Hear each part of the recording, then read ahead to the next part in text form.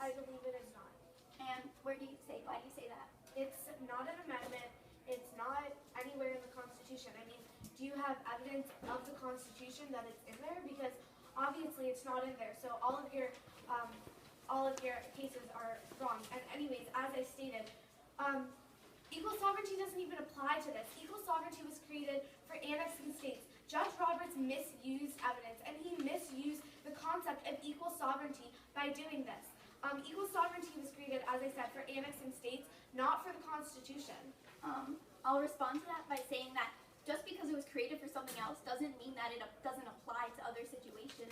If it was created, then obviously it's important and has a reason to be in this world and have to... Well, this whole debate is about whether or not it violates the Constitution. So you have no evidence that equal sovereignty even exists in the Constitution.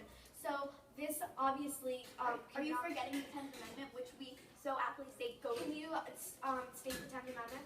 The 10th Amendment is the right for each state to have equal laws, I believe. It's the concept of federalism, and that does not have to do with equal sovereignty. Do you have another question? I do have a question. You say that Chief Justice Roberts has a bias. Do you have any evidence that he's a bias? Why would they elect someone who would so obviously give bias in such important things as Supreme Court cases? Okay.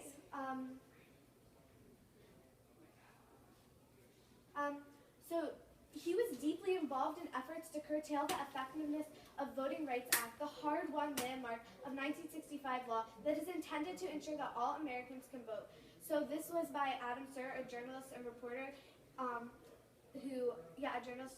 So obviously he was involved. He has an opinion on this, and just because he worked in it, for so long, and he had to take one side, this automatically gives him this bias and opinion that will always stick with him. You're saying that he has an opinion, but you're forgetting that the reporter that you're quoting might have a bias against Chief Justice Roberts and might be writing this just to make do you have any evidence? I mean, like, how does that have to do with anything? Do you have any evidence that it's not biased? I'm saying that you can't conclude that someone of such high power in our country is just biased against important decisions.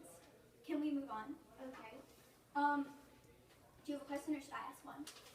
So you say that there, I don't understand your concept of the